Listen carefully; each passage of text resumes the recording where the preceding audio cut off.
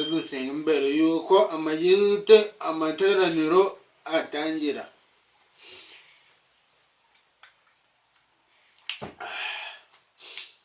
Muhumwe dusenge.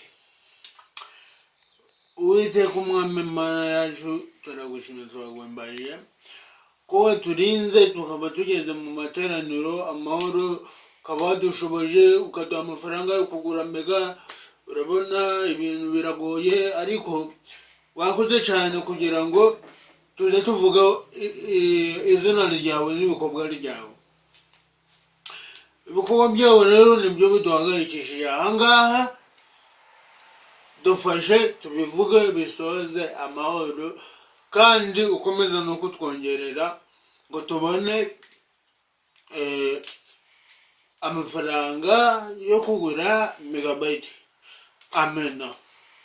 Bakirisitu banje rero, uyu munsi ndakeka ari umunsi wa mbere ngeze muri iri teraniro, ariko ntabwo ari bwo bwa mbere naba ngiye kuvuga ijambo ry'Uwiteka. Kwamera cyane. Uyu munsi mbabwire ko tugiye gusoma mu jambo ry'Imana muri Bibiliya yera mu isezerano rishya. Mu isezerano rishya. Mu isezerano rishya, nguyu usaba mwinginga gukanda subscribe, tugakomeza tukabana mpaka isezerano rishya ryose turirangije. Tumenye ngo Yesu yaravutse abaho mu buzima bugoye, ariko arihangana agira ute abaho. Tumenye yagiye mu ijuru, bigenda bite mu ijuru, ari gukora iki, nabyo tuzabireba mu iri sezerano rishya. Kuri uyu munsi rero tugiye gusoma ubutumwa bwiza uko bwanditswe na Matayo. Murabizi Matayo ni utangira isezerano rishyashya. Matayo ni wanditse isezerano rishyashya. Noneho mimi ngiye kubasomera mbasobanurire ukuntu byagiye bigira ute bigenda.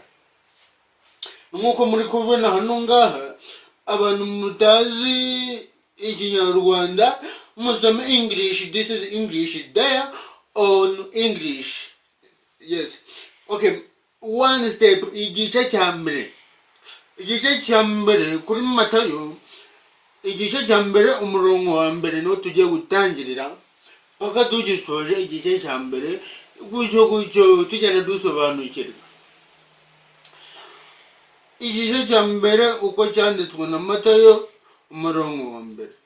Umutwe w'amagambo aratubwira ngo abasekuruza, amazina y'abasekuruza ba Yesu, aho Yesu yagiye aturuka. Amasekuruka ya Yesu mwene Dawidi mwene Aburahamu ngaya. Igice cya mbere uwo ni umurongo wa mbere. Ku murongo wa kabiri baratubwira ati umusaza Aburahamu yabyaye Isaka, Isaka yabyaye Yakobo, Yakobo yabyaye Yuda, Yuda na bene se, Yuda yabyaye Peresi na Zera kuri Tamari. Peresi yabyaye Hesironi, Hesironi yabyaye Ramu, Ramu yabyaye Aminadabu, Aminadabu yabyaye Nahasoni, Nahasoni yabyaye Salumoni, Salumoni yabyaye Bowazi kuri Rahabu. Ayo mazina mugenda muyagira ute muyakurikiranya uko turi kugenda tugira ute tuyasoma. Amen. Bowazi yabyaye Obedi kuri Ruse, Obedi yabyaye Yesayi, Yesayi yabyaye umwami Dawidi, Dawidi tumugezeho. Dawidi yabyaye Salomo kuri muka Uriya. Salomoni yabyaye Rehobowamu, Rehobowamu yabyaye Abiya, Abiya yabyaye Asa, Asa yabyaye Yehoshafati, Yehoshafati yabyaye Yoramu. Ayo ni amasekuruza yuko Yesu, aho Yesu yagiye aturuka ku murongo paka tugeze ku murongo wa nyuma. Kwa tugeze kuri Yoramu. Yoramu yabyaye Uziya. Uziya yabyaye Yotamu. Yotamu yabyaye Ahazi. Ahazi yabyaye Hezekiya. Hezekiya yabyaye Manase. Manase yabyaye Amoni. Amoni yabyaye Yosiya. Yosiya yabyaye Yekoniya. Na bene se igihe bimurirwa i Babuloni. Urumva Yosiya yabyaye Yekoniya na bene se mu gihe babimuriraga i Babuloni. Thank you so much. This is English. Baba mutazi ikinyarwanda musome English. This is here. Akaba maze kwimurirwa i Babuloni. Yekoniya yabyaye Shalutiyeli yabyaye Zerubabeli. Zerubabeli yabyaye Abihudi. Abihudi yabyaye Eliyakimu. Eliyakimu yabyaye Azori.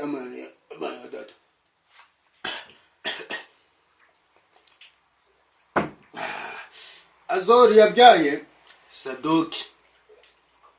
Sadoki yabyaye Akimu. Akimu yabyaye Elihudi. Elihudi yabyaye Eliyazari. Eliyazari yabyaye Matani yabyaye Yakobo. Yakobo yabyaye Yosefu, umugabo wa Mariya. Aha, muri kubyumva. Umuntu wabyaye Yosefu ni umugabo witwa Yakobo. Yakobo yabyaye Yosefu. Icyo kintu mucyumve mugishira mu mutwe. Ise wa Matayo yes. Ise wa Yosefu ni Yakobo, umugabo wa Mariya, ari we nyina wa Yesu witwa Kristo. Murumva ko Kristo dutangiye kugenda tumugeraho. Amen. Haleluya. Amen. Ariko mumvugira atamena amashimensha tekacikaca.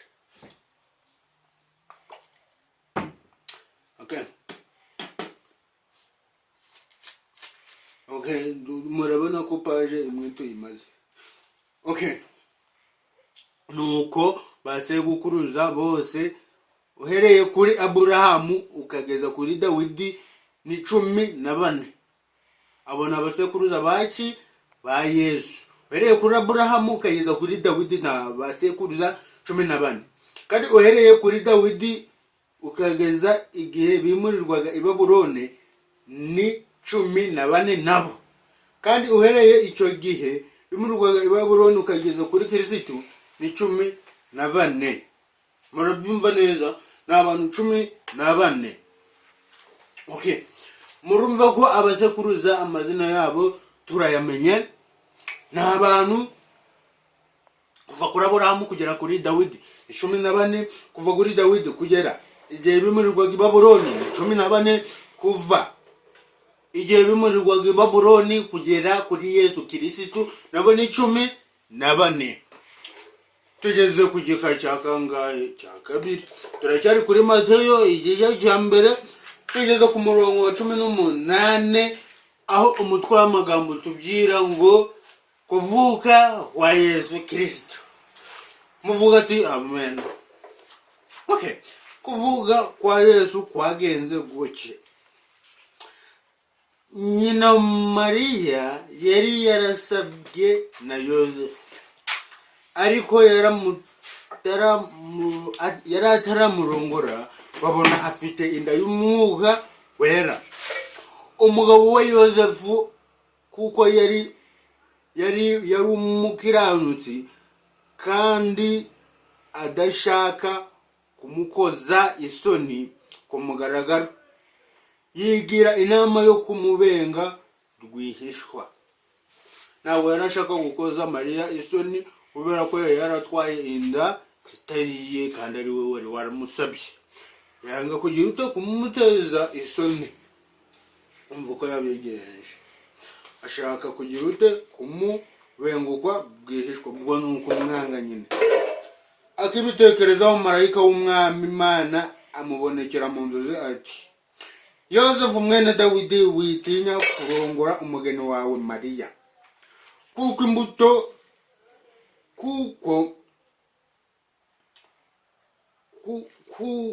imbuto imurimo ari umwuka wera. Azabyara umuhungu, uzamwite Yesu. Ako kantu mukumve. Umwami marayika yabonekeye Yozefu mu nzozi, aramubwira ati, witinya rongora umugore wawe Mariya, kuko imbuto imurimo ni iki? Ni umwuka wera. Vuga ati amen. Iyo umwuka wera, kandi navuka uzamwita Yesu Kristo, kuko ari we uzakiza abantu ibyaha byabo. Nuko ibyo byose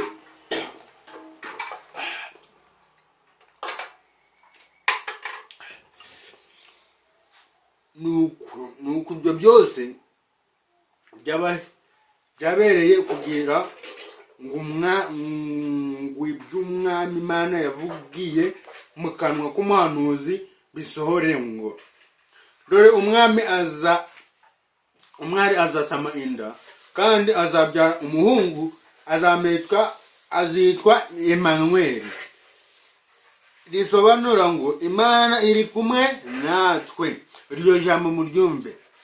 Imana yarivugiye mu kanwa k'umuhanuzi, iravuga iti, dore umwari azasama inda, kandi azabyara umuhungu, azitwa Emmanuel. Risobanura ngo Imana iri kumwe natwe. Yozefu akangutse abigenza uko marayika w'umwami Imana yamutegetse, arongora umugeni we, ariko ntibaryamana, arinda igeza igihe yabyariye umuhungu, amwita Yesu. Yozefu akimara kumva ibyo marayika amubwiye, icyo kintu yaracyumvise, agishira mu gutwi, arangiza agira ute? Aragikurikiza. Arongora umugeni we, ariko ntibagira ute? Ntibaryamana, kugeza igihe Mariya yabyariye umwana, amwita Yesu Kristo. Ndakeka aho hantu musobanukiwe. Wenda ikibazo mwaba mufite, munyandikire muri komenti. Mbasaba no gukanda subscribe. Iki cyari igice cya mbere cyo muri Matayo. Tumenye abasekuruza ba Yesu, uko yavutse, uko yatwiswe na Mariya, ingorane bahuye nazo. Ndaje noneho turebe ku gice cya kabiri, ngo tujye kureba iki. Kandi murakoze cyane, munkandire ka subscribe. Amen.